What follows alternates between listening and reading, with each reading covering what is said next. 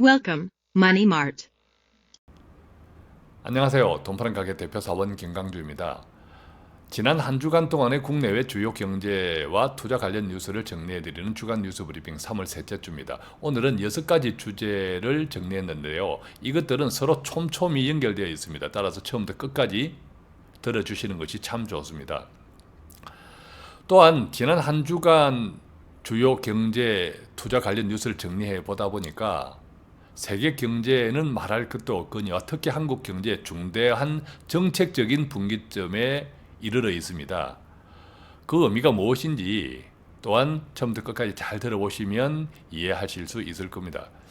오늘 나눌 주제 6가지 첫 번째는요, IMF의 경고입니다. 한국 경제 중대 기로에 섰다라고 이야기했는데 이 6가지 앞으로 이 6가지 주제 오늘 나눌 이것들은 바로 IMF의 경고에서부터 시작합니다. 그 경고의 내용이 무엇인지 또 우리는 어떻게 해야 하는지 그렇게 다 연결되어 있다고 이해하시면 좋겠습니다.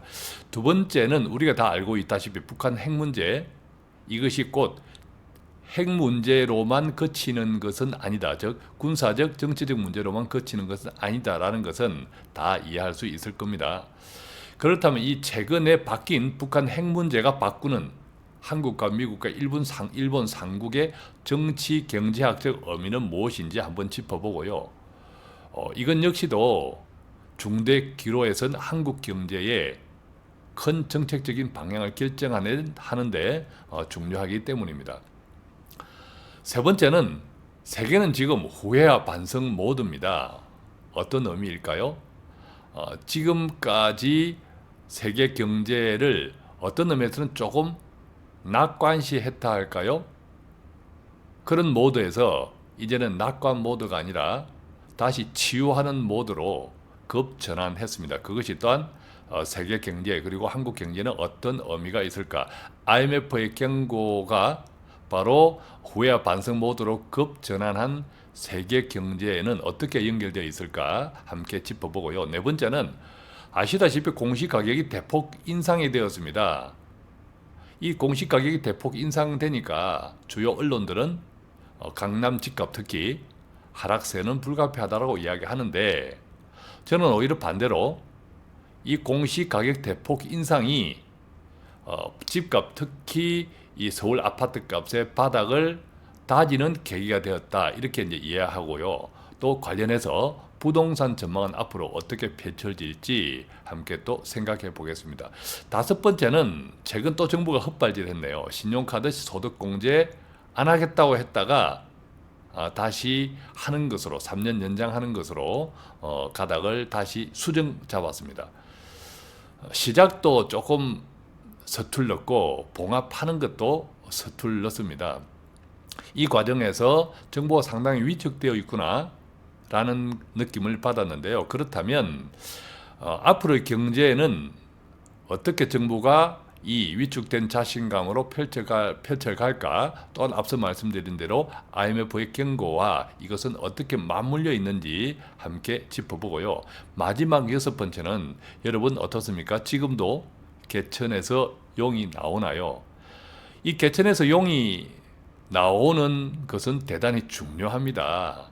일종의 기회가 공평하냐 하지 않냐 하는 것과 연결되어 있는데 가능하면 기회는 공평하게 열려 있는 것이 좋겠죠. 이론적으로는 말입니다. 현실은 아주 거리가 멉니다.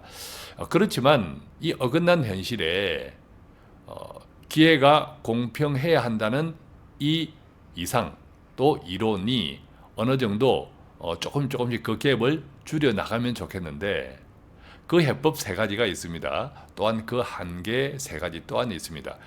자, 오늘 주간 뉴스 브리핑 IMF의 경고에서부터 시작해서 개천에서 용이 나오나까지가 촘촘히 연결되어 있습니다. 처음부터 끝까지 잘 들어보시면 좋겠습니다. 지금부터 함께 시작하겠습니다.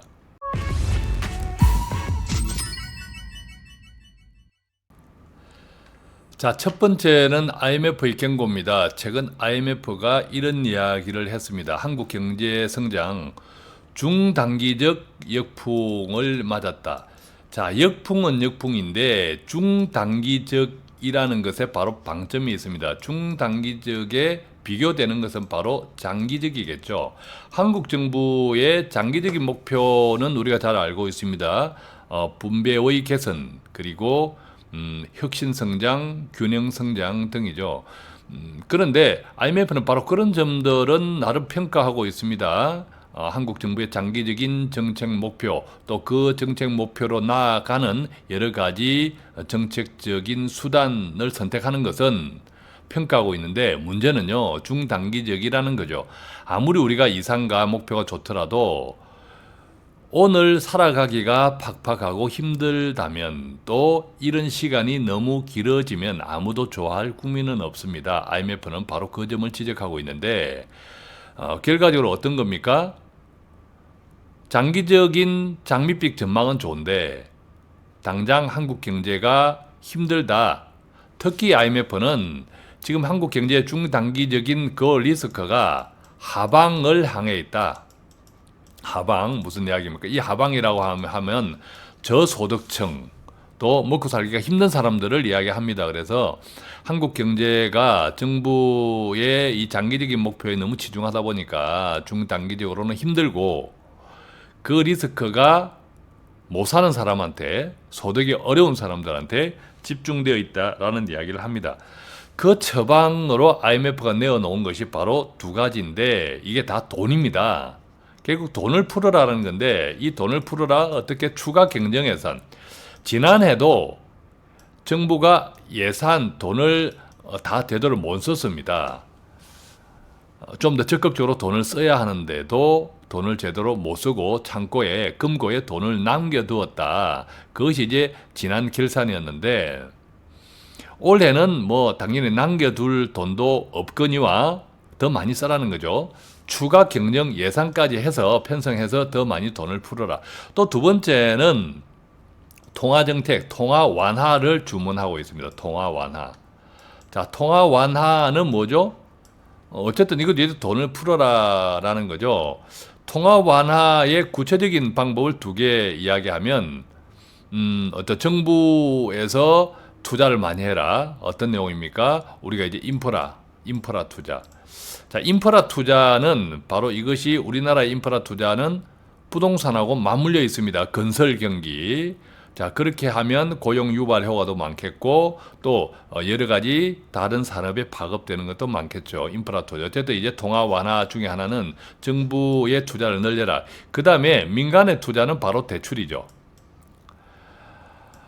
최근 이제 우리나라의 문재인 정부의 부동산 정책이 현재까지 성공한 가장 결정적 이유는 대출 억제였습니다. 반대로 그 전 정부에서 경제가 그나마 돌아갔던 이유, 그렇지만 굉장히 이제 거품은 많이 쌓였는데, 그 경제가 나름대로 돌아갔던 이유 중에 하나도 대출이었습니다. 대출을 엄청 많이 해줬죠. 쉽게 해줬죠. 그러니까 그것이 곧 시중에 돈이 많이 돌게 해주었다라는 거죠. 또 저금리였습니다. 자, 그러니까 이 통화 완화는 정부의 인프라 투자, 그 다음에 개인으로 보면, 민간은행으로 보면 대출과 이자. 자, 이자라고 보면 바로 이것이 우리가 금리 정책이죠. 지금 현재 한국은행은 올해 당연히 금리를 올릴 이유는 전혀 없지만, 미국도 안 올린다는데, 이제 오히려 금리를 떨어뜨려야 되는, 금리 인하를 이제 고민해야 되는 시점에 왔고, IMF는 바로 구체적으로 이야기하면 한국 올해 금리 인하해라라고 이야기를 하는 겁니다. 추가 경쟁하고, 인프라 투자를 통해서 통화를 많이 공급하고, 대출 조금 완화시키고, 그 다음에 금리 인하해라. 이 이야기를 IMF는 하고 있다라는 겁니다. 그 이유에서 이제 IMF는 중단기적으로 한국 경제가 지금 어떤 어려움에 직면해 있냐. 당장 지표로 보니까 인플레이션 압력은 낮다. 인플레이션 압력은 낮다라는 것은 물가 상승 압력이 낮다. 즉 경제가 제대로 돌아가지 못한다라는 거고, 따라서 고용 창출도 부진하다. 특히 한국은 가계 부채 비율이 높고 계속 증가하고 있다. 자, 이것들을 중단기적인 역풍의 이유. 자, 이것을 개선하기 위해서는 바로 어떻다고요? 돈을 풀어라. 민간 영역으로 왔을 때 대출을 많이 완화하고 또 이자율을 낮추어라, 이런 것들을 구체적으로 이제 이야기하고 있다. 이렇게 좀 정리해 보겠고요. 자, 이것이 우리가 지금 이제 두 번째가 이제 북한 핵 문제가 막 바꾸는 한미일 3국의 정치 경제학인데, 이 미국의 트럼프 입장부터 이야기해 보면 트럼프는 급할 것이 없다. 왜 급할 것이 없습니까? 북한 핵 문제가 미국 경제에 미치는 영향은 거의 없다고 해도 과언이 아닐 정도로 크지 않습니다. 내년에 트럼프 재선이죠. 선거입니다. 그렇다면 한국은 말할 것도 없고 이 미국 대통령 선거인데 경제가 중요합니다. 이 경제는 뭐 오늘 어떤 정책이 내일 당장 시장에 영향을 미치기는 어렵습니다. 뭐 그런 이슈도 있을 수 있겠지만 좀 구조적인 변화를 가져가려면 좀 시간이 필요하겠죠. 그래서 지금 뭐 미국 같은 경우는 금리 문제라든지 미중 무역 협상 이런 등등은 경제에 바로 영향을 미치는데, 이 북한 핵 문제는 경제에 바로 영향을 미치지 않고 거의 뭐 한 이벤트가 있는 거죠. 이벤트. 자, 선거를 앞둔 트럼프 입장에서는 이 북한 핵 문제를 어떻게 가져갈까요? 당장 경제는 영향이 크게 없으니까 이벤트를 가져갈 건데, 이것을 선거 임박해서 쓰면 쓸수록 그 영향력이 크겠죠. 트럼프가 시간이 급하지 않는 이유는 바로 여기에 있는 겁니다. 선거 국면을 계속 지속해 가면서 꼭 북한 핵 문제를 어떤 의미에서는 방치해도 자신의 재선에 문제가 없겠다라고 하면 아마 트럼프가 북한 핵 문제에 대한 이 태도가 앞으로도 계속 강경해질 수 있고, 선거 국면이 상당히 애매해서 북한 핵 문제 이슈를 통해서 국면 전환이 필요하다 할 때는 상당히 적극적으로 트럼프가 나갈 겁니다. 그렇지만 그 판단을 하는 데는 지금은 아니다, 시간이 조금 더 필요하다, 나중에 해도 괜찮다라는 거죠. 트럼프, 미국은 이 북한 핵 문제에 대한 정치 경제학적 의미가 바로 거기에 있는데, 문제는 한국입니다. 한국은 뭐죠? 뭐 한국부터 보다 일본부터 먼저 간단히 짚으면 일본은 뻔합니다. 재무장을 하고 싶은데 북한 핵 문제가 잘 해결되면 그 명분이 사라질 테니까, 이 북한 핵 문제가 협상이 어그러질 때 가장 두 손 들고 환호한 나라가 바로 일본이죠. 상당히 얄밉고 미운 나라이기도 합니다. 자, 그것이 이제 북한 핵 문제가 바꾸는 일본의 정치 경제학적인 이제 의미인데, 한국 이제 일본은 그만큼 단순하죠. 대신에 이제 한국은 굉장히 복잡해졌습니다. 그동안에 이 북한 핵 문제가 나름 좋은 전망들, 좋은 과정들을 가져왔기 때문에 한국 경제가 좋지 않더라도 이 현재 어떤 문재인 정부에서 종합적으로 보면 성적이 괜찮은 성적을 가져갈 수 있었는데, 그래서 조금 더 장기적인 정책 목표에 집중하면서 단기적인 이런 여러 가지 고통들은 조금 이겨내자라고 이야기할 수 있었는데, 이 북한 핵 문제가 어긋나면서 지금 현 시점에서 조금 어긋나면서 바로 이제 장기적인 비전 제시에만 머물러 있기로는 국민들의 원성이 높아지고 있다. 저 경제적인 지금 현재까지의 잘못된 것들을 뒤덮었던 것들이 북한 핵 문제인데, 이게 당장에는 사라지니까 경제에 더 집중할 수밖에 없게 된 거죠. 어떤 집중? 바로 중단기적인 처방에 집중할 수밖에 없는 현실이 된 겁니다. 이것이 이제 IMF의 경고에 그치지 않고 한국 정부가 이 IMF의 경고대로 정책을 시행해 나갈 수 있는 이유, 그런 현실이 바로 북한 핵 문제가 바꾸는 정치 경제학의 한국의 의미다. 이렇게 좀 정리해 볼 수 있겠고요. 자, 세계는 지금 후회와 반성 모드로 급전환 중입니다. 자, 세계는 지금 후회와 반성 모드로 급전환되었다는 것은 어떤 의미냐면, 우리가 알고 있는 것처럼 뭐 지난해 세계 경제 그리고 주식시장, 투자시장 좋지 않았습니다. 좋지 않았는데 올해는 어떨까요? 자, 지난해 좋지 않았던 것에 조금 더 구체적으로 이야기해 보면, 여러 가지 경제 리스크, 금융 리스크도 뭐 그런 이야기도 많았지만 그래도 미국 입장에서 볼 때 뭐 그런 리스크가 바로 현실화될 염려는 없다. 오히려 미국 입장에서는 물가 압력, 인플레이션 이런 것들을 선제적으로 대응하는 것이 좋다 해서 지난해 4번씩이나 금리를 올렸죠. 그런데 결과적으로 보니까 오히려 미국 경제를 더 나쁘게 만들고 있더라. 또 세계 경제를 더 나쁘게 만들고 있더라. 그런 후회와 반성 모드로 급전환하고 있다. 이런 의미입니다. 자, 그래서 파월이 원래 이제 올해 다음 주죠. 다음 주에 FOMC 회의를 앞두고 있습니다. 바로 이제 미국 연준에서 회의를 앞두고 있는데 이 회의를 앞둔 지금 현재 시점에서 바로 그 의장인 파월이 이런 이야기를 합니다. 미국 경제에 아직 심각한 경고 신호가 없다. 이 이야기는 무슨 이야기입니까?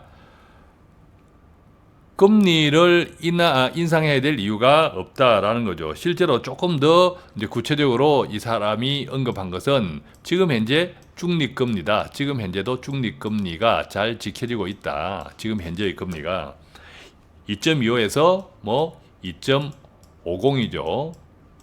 미국은 각 어떤 주마다 2.25에서 2.50 사이에서 정책적으로 잘 독립적으로 판단하면 됩니다. 그래서 이제 구간 금리로 나온다는 것 이제 다 알고 계시죠. 뿐만 아니라 우리가 이제 보유자산 축소라고 일컬어져 있는 대차대조표 정상화 작업. 이 대차대조표 정상화 작업은 한마디로 그동안 풀렸던 돈을 다시 회수하는 작업인데 이건 역시도 중단하겠다. 사실상 중단하겠다는 그 구체적 계획을 조만간 내놓겠다고 이야기를 했습니다.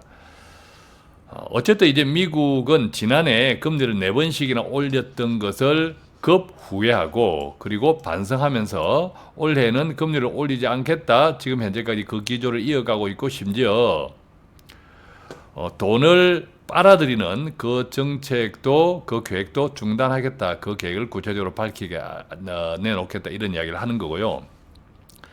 미중 무역 전쟁 협의 계속 진행되고 있고 조금 이제 미국과 중국의 정상회담은 원래 3월 달에서 4월 달로 또 다른 통신에 의하면 6월 달로 연기될 수 있다. 이런 이야기를 하면서까지 이 미국과 중국의 지금 기싸움 세부 안 조율에 대해서는 상당히 팽팽하게 맞서고 있습니다만 이건 역시도 이제 미중 무역 전쟁도 지난해 심각한 세계 경제 또 미국과 중국의 직접적인 경제에 영향을 주었기 때문에 같이 후회하고 반성하면서 어떻게든 해결해야겠다. 자, 이런 공감대는 강력하게 형성되어 있다.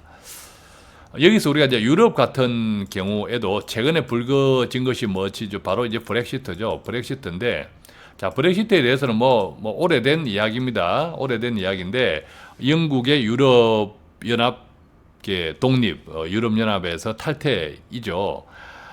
이 영국이 유럽연합에서 탈퇴하겠다라고 이미 다 그렇게 영국에서는 정해 두었지만 막상 브렉시트 유럽에서 탈퇴하려고 보니까 영국에 미치는 영향도 어마막대합니다.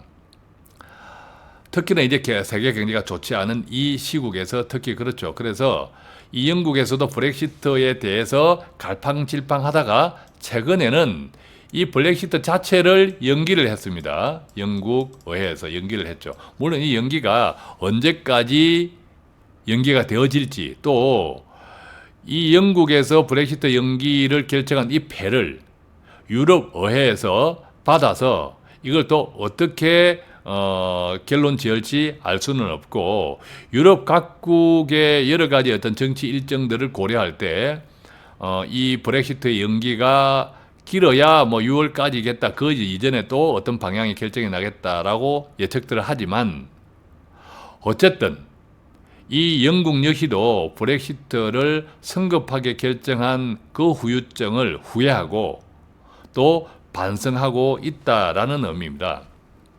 그러니까 세계는 지금 후회 반성 모드로 급 전환 중이다. 자, 이 이야기는 결국 우리가 이 IMF의 이런 경고가 한국 경제의 중도 기로에 섰다라고 오늘 시간을 시작하고 있지만 한국 경제뿐만 아니라 세계 전체가 지금 당장의 어떤 중단기적인 여러 가지 악재에 노출되어 있고 이것을 극복해 나가는데 한 마음이 되어 있다. 그래서 다시 한번 말씀드리지만 지금 시점에서 경제위기, 금융위기 이것들은 언제든 이야기될 수 있지만 적어도 지금 터질 때는 아니다. 왜 그렇죠? 세계 모두가 한국은 말할 것도 없고 후회와 반성 모드로 급전환해서 지금은 어떻게든 이 경제가 지금보다 더 나은 방향으로 가기 위해서 다 힘을 모으고 있다. 자, 그런 이유 때문에 뭐 파멸, 경제 위기 이런 등등은 있을 수는 이론적으로는 있을 수 있지만 지금은 때가 아니다. 이렇게 좀 정리해 볼 수 있겠고요. 이런 시점이기 때문에 오히려 한국 경제에 대한 IMF의 경고를 한국 경제가 받아서 정부가 받아서 적극적으로 시행해 나가기가 아주 좋은 국면이다. 이렇게 좀 이해할 수 있겠습니다. 자, 공시가격 대폭 인상이 되었습니다. 우리가 잘 알죠. 이 공시가격이 대폭 인상이 되었는데 말들이 많습니다. 자, 이 공시가격 대폭 인상을 두 가지 키워드로 정리하면 하나는 서울 집중입니다. 서울이라는 키워드. 그 다음에 두 번째는 6억 원이라는 키워드입니다. 즉 무슨 말입니까? 공시가격 6억 원 이상에서 바로 이 공시가격이 대폭 인상이 되어서 여러 가지 세금에 보유세 등등의 영향이 커졌다. 반대로 6억 원 이하의 공시가격인 주택은 공시가격 대폭 인상으로 인해서 실제 세금 증가율은 미미하다. 심지어 3억 원 이하의 주택은 공시가격이 오히려 떨어졌다. 자, 이렇게 이제 정리해 볼 수 있겠습니다. 그런데 이 6억 원 이상의 주택이 가장 밀집된 곳은 서울이죠. 자, 전체적으로 이 6억 원 이상 주택은 우리나라에서 한 8.9%를 차지한다고 합니다. 8.9%. 반대로 뭐 90% 이상의 주택들은 6억 원 이하라는 거죠. 이건 역시도 아까 말씀드렸듯이 서울에 집중되어 있다. 따라서 이 공시가격 6억 원이라는 의미는 이 공시가격 인상에 따른 부동산 보유세, 즉 이 보유세는 재산세와 종합부동산세를 합산해서 이렇게 이야기하는 거죠. 이 보유세 부담 증가 역시 6억 원을 기준으로 많이 갈릴 것이다 라는 좀 정리를 해볼 수 있겠습니다. 지역별로도 마찬가지죠. 아까 이제 키워드 중에 하나 서울 이외의 지역들은 뭐 지난해 서울을 중심으로 워낙 집값이 많이 올랐으니까는요. 우리가 서울 이외의 지방으로 가보면 뭐 울산이라든지 거제도 같은 경우에는 오히려 집값이 크게 하락하지 않았습니까? 따라서 이 산업 구조 조정 등으로 어려움을 겪는 지역은 오히려 이 공시가격도 하락폭이 컸습니다. 또 이제 같은 서울이라도 이 공동주택의 경우에는 같은 서울이라도 가격이 크게 오르지 않았던 이런 아파트 같은 경우에는 상승률이 높지 않았습니다.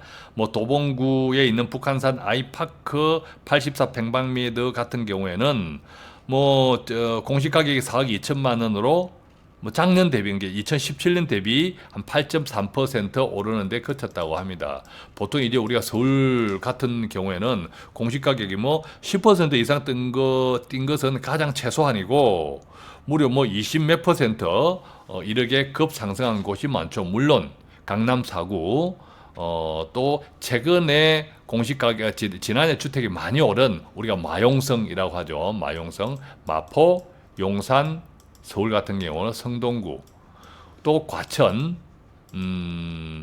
이런 지역의 아파트들은 지난해 많이 뛰었기 때문에 이 공시가격 인상의 그 폭도 상당히 컸다. 자, 이렇게 이해해 볼 수 있겠는데, 결국 이제 정부는 이 공시가격 대폭 인상이 지난해 집값 상승을 이끌었던 강남 4구, 재건축 이런 쪽을 명확하게 타겟팅했다.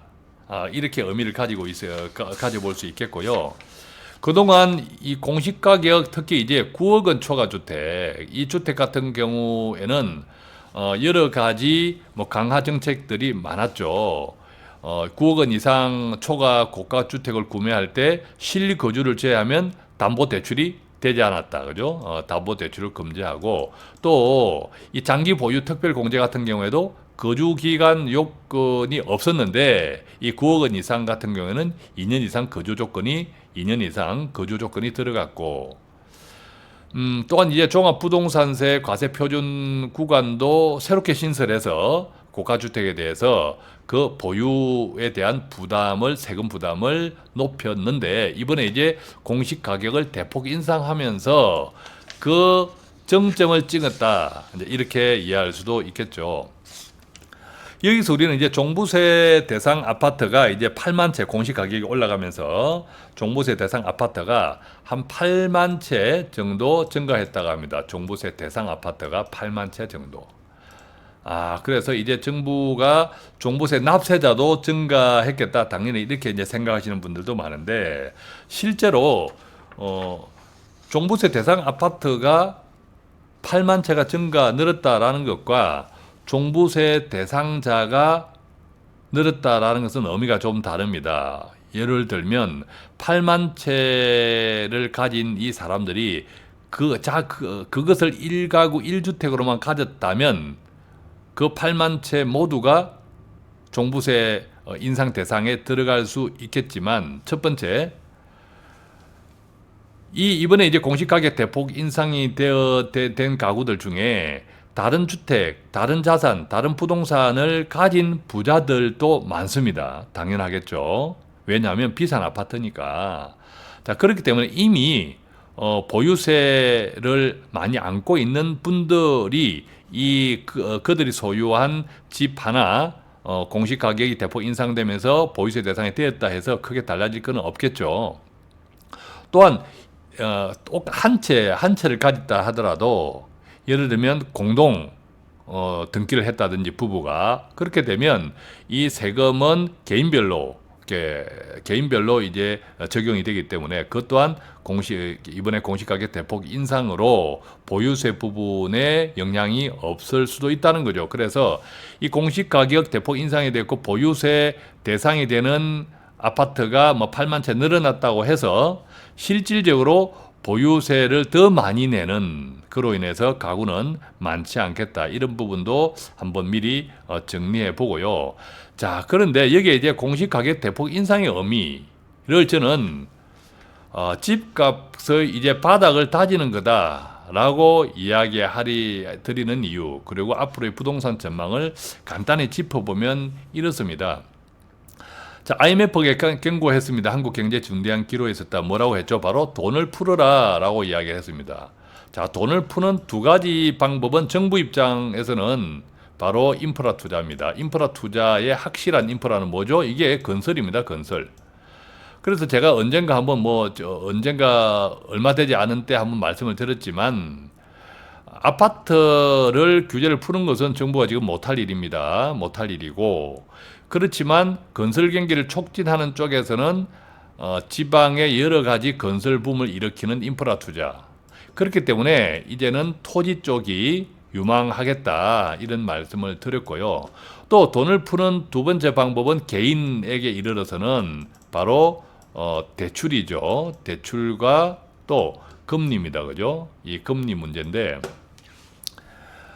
정부가 이 IMF 경고를 받아들였을 때 결국 당장에 이제 북한 문제도 유리한 것이 하나도 없어지고 오로지 정부가 이제 내년 총선을 앞두고 올해 경제를 정말 지난해보다는 다른 결과로 만들어내야 하는데 쓸 카드가 마땅하지 않다는 거죠. 쓸 카드가 마땅하지 않다. 그리고 이제 공시가격 대폭 인상으로 인해서 적어도 집값에 대해서는 정부가 쓸 카드는 다 썼다. 물론 그럼에도 불구하고 정부가 자존심 상할 정도의 만약에 집값이 반등이 돼버리면 또 다른 쥐어짜서라도 카드를 쓸 수 있겠지만 앞으로 계속 이 집값에 대해서 강공 드라이브를 하기로는 무리가 있다. 지금까지 쭉 말씀드린 것을 들으신 분들이라면 왜 그런지 이 의미가 어떤 것인지는 이해할 수 있으리라고 생각합니다. 다시 한번 정리하면 IMF의 경고, 북한 어긋난 북한 핵 문제, 그리고 세계 전체가 호의와 반성 모두 이런 것들을 종합해서 볼 때 이 공시가격 대폭 인상이 정부의 집값 그리고 부동산 억제의 마지막 카드다, 현실적으로 이렇게 이제 이해될 수 있는 거죠. 우리가 집값이 지금 계속 떨어지고 있는 것도 경기가 좋지 않고 시중에 돈이 돌지 않고 또 세계 경제가 좋지 않기 때문인데, 지금까지 말씀드린 여러 가지 것들을 종합해 볼 때는 이제 정부가 이 집값에 대해서 더 이상 카드 쓰기가 힘들고, 이만큼 어떤 파괴력이 있는 파급력의 카드를 쓰기가 내놓기 힘들고, 또 이 선거에 임박해서 경제를 북한 핵 문제도 어긋난 시점에서 다시 되돌려 나와야 한다. 그리고 추경, 인프라 투자 등등을 고려할 때는 경제를 부양시켜야 한다. 국내 경제를 부양시켜야 한다고 할 때 이제 집값은 이 정도. 그렇다면 이제 시장의 집값은 이제 경제의 또 우리 개인들의 돈의 수급 상황에 따라서 달라질 것인데, 또 집에 대한 수요에 따라 달라질 것인데, 앞으로 당분간 공시가격 대폭 인상의 여파 때문에 조금 더 떨어질 수 있겠지만 큰 틀에서 보면 지금 바닥을 다져 나가고 있다. 이렇게 저는 좀 이해가 됩니다. 여러분들은 어떠신지는 모르겠지만 큰 틀에서 보면 한국 경제 어떤 정부에서도 부동산을 너무 한쪽으로 밀쳐놓고 경제를 회복시키기 쉽지 않습니다. 특히 한국처럼 이렇게 경제가 적은 규모일 때는 더욱 그렇습니다. 그래서 이제 인프라에 대한 이 정부의 투자가 실제 어떤 집값이나 부동산 정책에는 어떤 영향을 줄까? 당연히 나쁜 영향을 주지 않습니다. 그렇지만 이것이 이제 정부 입장에서는 상당히 지금까지 잘 잡아 놓았는데 이것이 또 헛수고로 돌아가는 그런 일이 없게 해야겠다라고 하면서 더 이상 또 드라이브를 하기 힘든 그런 국면에 있다. 자, 그렇게 좀 정리를 해보고요. 돈 파는 가게 단골이 되시면 매일매일 신선한 돈 되는 정보가 배달됩니다. 자, 다섯 번째 주제는요. 최근 정부가 신용카드 소득공제를 내년부터 없애려고 했던 것을 다시 연장하기로 했습니다. 3년. 결국 헛발질하게 된 셈인데, 그 과정에서 정부가 상당히 위축되어 있다라는 것을 느꼈고, 자, 이런 위축된 자신감이 앞으로의 경제에 어떤 영향을 미칠까라는 겁니다. 우선 이제 신용카드 소득공제를 먼저 한번 정리해 보면, 이 신용카드 소득공제는 아시다시피 직장인들이 신용카드를 긁은 것만큼 소득에서 공제해주는 제도였습니다. 이게 언제부터 생겼냐면, 사실 신용카드는 제가 누누이 말씀드렸지만 신용카드를 많이 쓰면 쓸수록 재테크는 엉망이 되고 가정은 빚더미에 올라앉기 쉽습니다. 자, 이런 현상들을 다 예상했음에도 불구하고 왜 신용카드에 소득 공제를 해주었을까요? 바로 우리가 잘 알고 있는 것처럼 98년 IMF를 겪고 이 99년도부터 신용카드 소득 공제 제도가 생겼습니다. IMF로 한국 경제가 뒤집어지니까 구조조정한 다음에 이 조금 이제 소비가 진작되어야 하는데, 신용카드를 많이 긁게 해주면 결국 외상 거래를 활성화시켜주면 소비가 굉장히 늘어나겠죠. 그 때문에 신용카드 소득공제가 생긴 겁니다. 물론 신용카드 소득공제, 신용카드를 많이 쓰게 함으로써 현금 거래보다 특히 자영업자들의 세원 노출이 이제 자료화가 되는 그런 장점도 있었지만, 99년 그 당시에는 자영업자들한테 세금 더 걷고 이게 중요했던 것이 아니라 당장의 경제를 살려내야 되는 것이 가장 큰 우선순위였기 때문에 신용카드 소득공제를 통해서 외상 거래를 많이 하게 하겠다라는 것이 목적이었습니다. 그 결과로 그때 우리가 기억하지만 신용카드 길거리에서 그냥 긁어서 만들어 주었습니다. 아무런 자격 기준도 없었습니다. 실질적으로는. 그러다 보니까 나중에 어떤 사태가 벌어졌죠? 바로 카드 대란까지 불거졌습니다. 카드 대란. 카드를 너무 긁으니까 이 카드 때문에 이제 망하는 가정들이 속속들이 나타나기 시작했던 거죠. 바로 이제 카드 대란 사태입니다. 그런 것까지 이제 겪었던 것이 바로 신용카드 소득 공제인데 지금까지 무려 1999년부터 시작했으니까 20년 그죠? 20년 정도 이렇게 해왔던 거죠. 이거를 이제 내년에는 적용하지 않겠다라고 하니까 당장에 이제 반발들이 월급쟁이들, 직장인들 중심으로 반발이 컸습니다. 당장 이제 세금을 더 내어놓아야 하니까 결과적으로는 직장인들에게는 세금을 더 내는 세금이 오른 거죠, 그죠? 세금 인상이 된 겁니다. 자, 이 이야기는 원래 이제 홍남기 경제부총리가 지난 3월 4일이었죠. 3월 4일 납세자의 날 기념 행사에서 이런 이야기를 언뜻 언급했습니다. 그래서 원래 이제 도입 취지가 어느 정도 이루어진 이런 제도, 신용카드는 그 축소 방안을 검토하겠다. 그런데 뭐 밑도 앞뒤도 없이 그런 이야기부터 하다 보니까 당장 이 당하는 사람들, 즉 급여 소득자에게는 무슨 소리야? 내 세금 올라가네? 바로 반발이 이제 심했다라는 거죠. 그러니까 이런 것들을 접근할 때는 그 하나만 똑 떼어서 이야기할 것이 아니라 전체적인 좀 종합적인 그림을 가지고 체계적으로 설득해야 되는데 너무 성급하게 했다.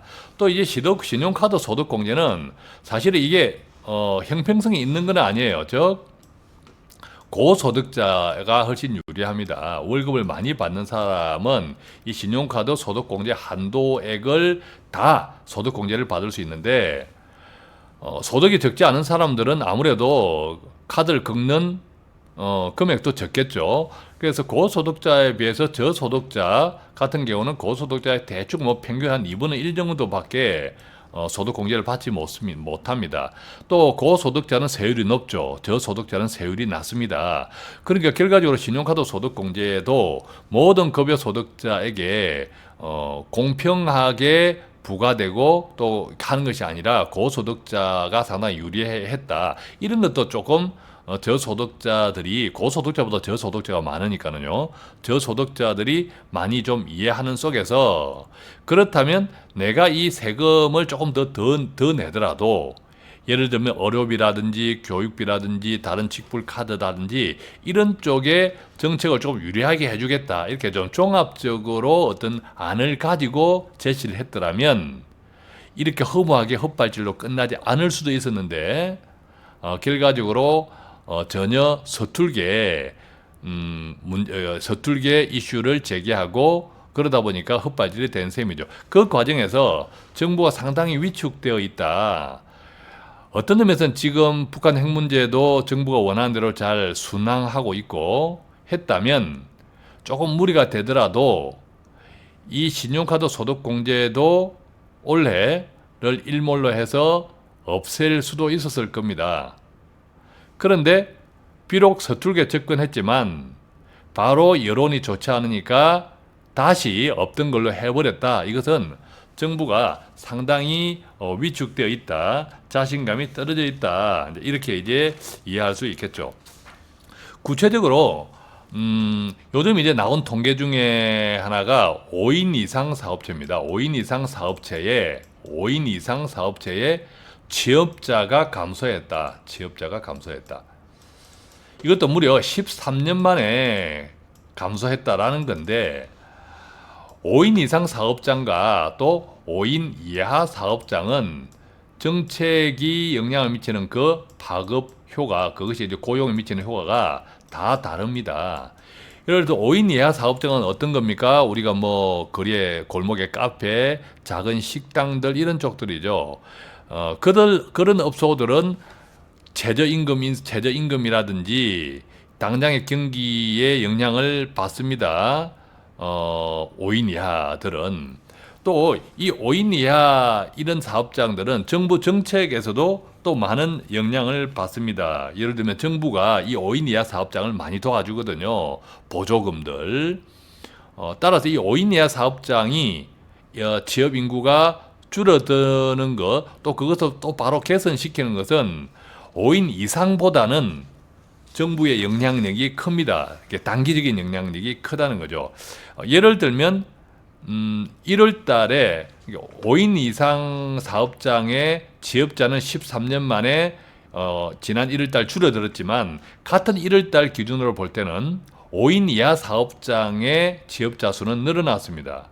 그런데 이 5인 이하 사업장의 취업자가 늘어난 것을 구체적으로 살펴보니까 농림업, 주로 이제 1차 산업, 농림업 분야 이런 쪽에 일들이 많더라. 이런 쪽에 업종들이 많더라. 이런 쪽의 업종들은 5인 이하에는 주로 누가 많이 일을 합니까? 연령이 많은 노인분들이 또 많이 일을 하죠.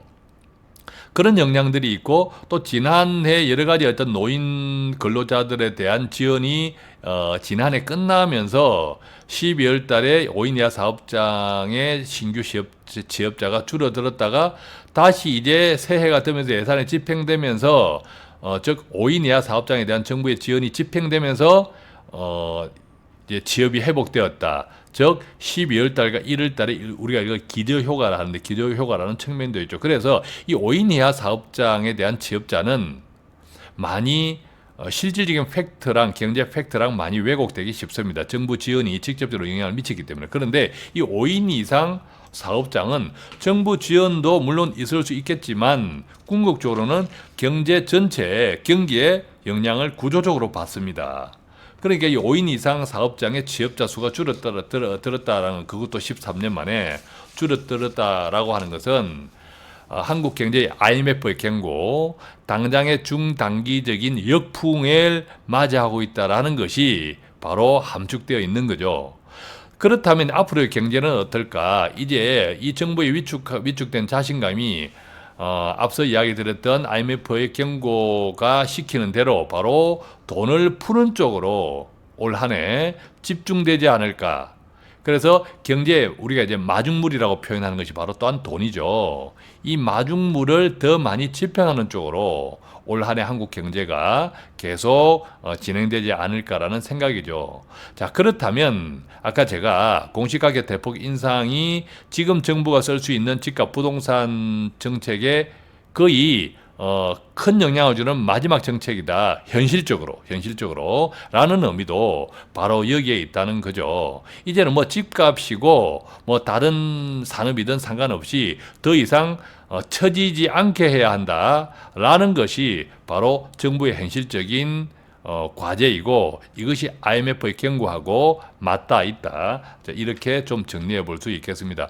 마지막은요. 지금도 개천에서 용이 나오나요? 라는 건데, 이것은 우리가 뭐, 지금도 개천에서 용이 나오나요? 하고 물어보면,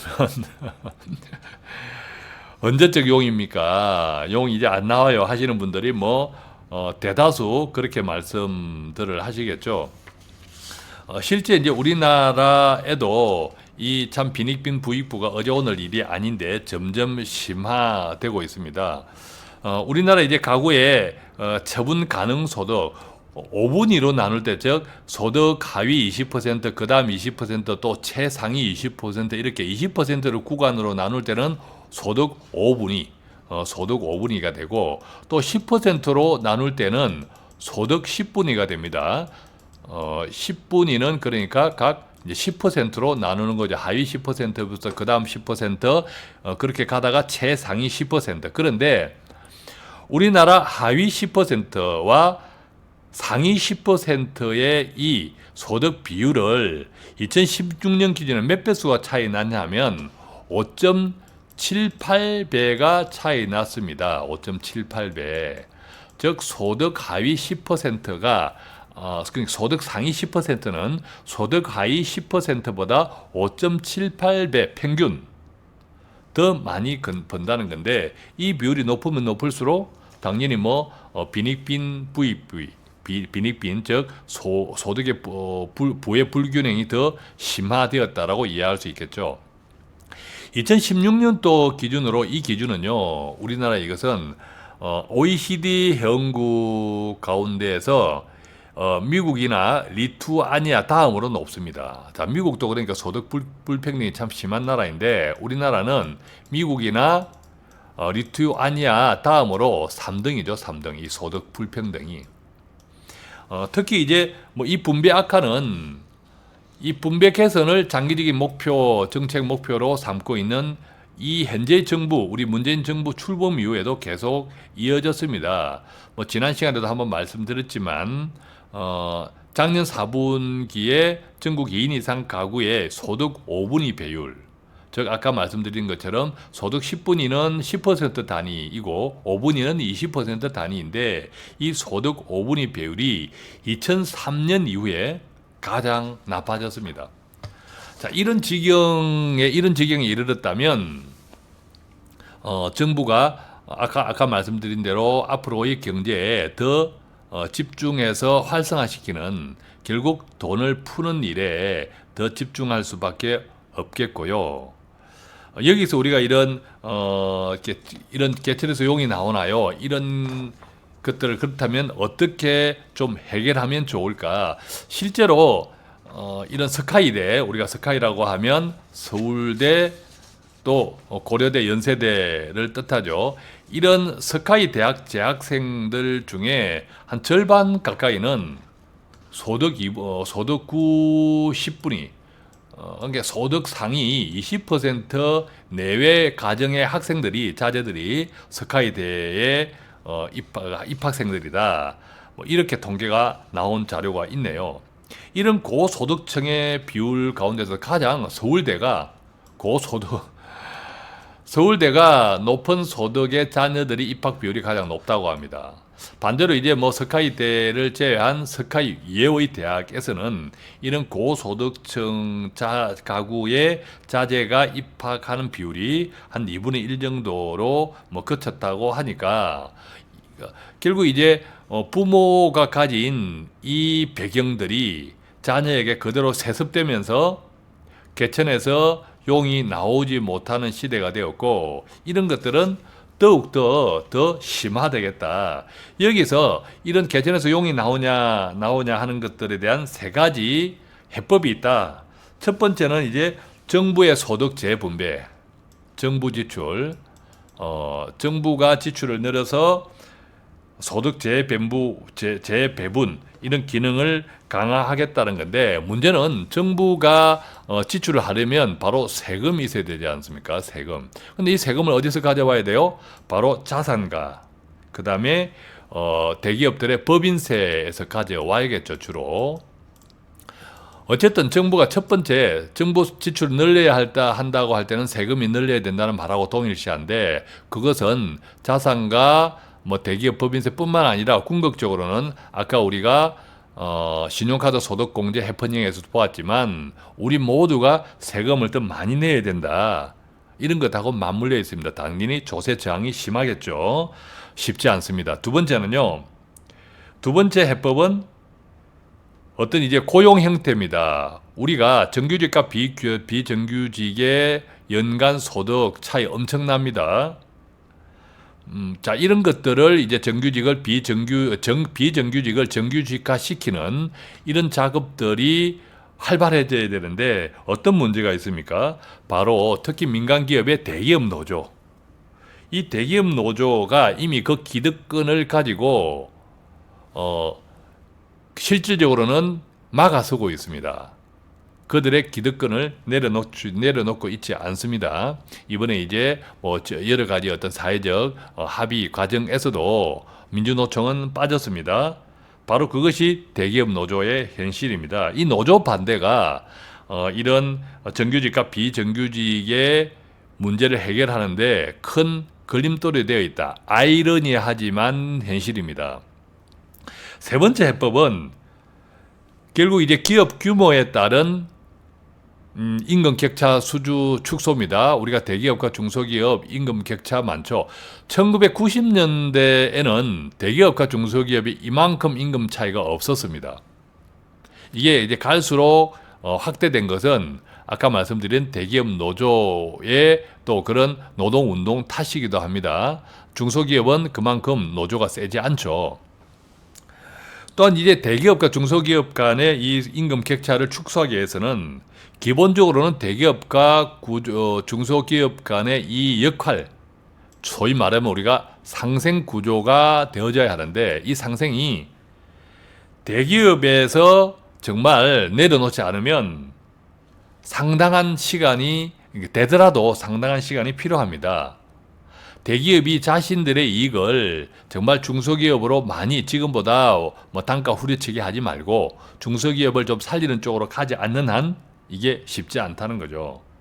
그래서 이 개천에서 용이 나오나요? 결국 소득 불평등 문제를 개선하는 이 세 가지 해법은 정리하면 정부 재정 지출을 통한 소득 주의 재분배 기능 강화, 그 다음에 고용행태 정규직 비정규직의 균형, 그 다음에 기업 규모 대기업과 중소기업 등에 따른 임금 격차 해소.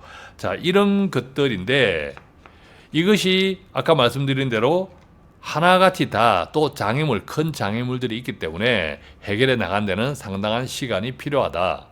결국은 우리가 IMF 경고로부터 오늘 이 이야기가 시작됐지만 당장의 급한 불부터 끄는 것이 한국 경제의 과제이고, 장기적인 과제의 불평등, 소득 불평등 개선 이런 등등은 아까 말씀드린 이런 세금 문제, 또 대기업 노조 문제, 또 강성 노조, 또 이 대기업의 결단 이런 것들이 맞물려질 때 개선되어질 것인데, 이것은 상당히 긴 시간을 필요한다. 장기적인 모델 수밖에 없다. 이렇게 정리해 볼 수 있겠습니다. 자, 이렇게 해서 IMF의 경고에서부터 개천에서 용이 나나요? 라는 주제까지 6가지를 함께 나누어 보았고, 처음부터 끝까지 이 방송 들으신 분들이라면 제가 이 방송 시작할 때 이런 말씀 드렸죠. 한국 경제 정말 중요한 변곡점에 이르렀다. 어떤 의미인지 이해할 수 있을 겁니다. 한국 경제에 더 이상 변명할 카드 없습니다. 오직 경제에 집중해서 장기적인 장밋빛 목표가 아니라 당장 먹고 살기 힘들다고 아우성치는 사람들의 목소리에 응답해야 되는 목표가 가장 최우선이어야 한다고 생각이 듭니다. 다행히 세계 경제 반성과 또 후회 국면에 같이 동조하고 있습니다. 비록 어렵지만 이번 기회가 한국 경제의 단기적인 당장의 반전을 이루는데 좋은 계기가 되지 않을까, 그런 생각 함께 나누어 보고요. 돈 파는 가게 항상 유익한 방송이 될 수 있도록 오늘도 최선을 다하고 있습니다. 아직 구독자가 아니라면 구독하기 버튼 꾹 눌러주시고 이 방송 역시 좋아요 클릭 부탁드립니다. 궁금한 내용은 025360-1535로 전화해 주시거나 카카오톡 플러스 친구 돈 파는 가게 검색하신 다음 1:1 채팅 이용해 주셔도 됩니다. 고맙습니다.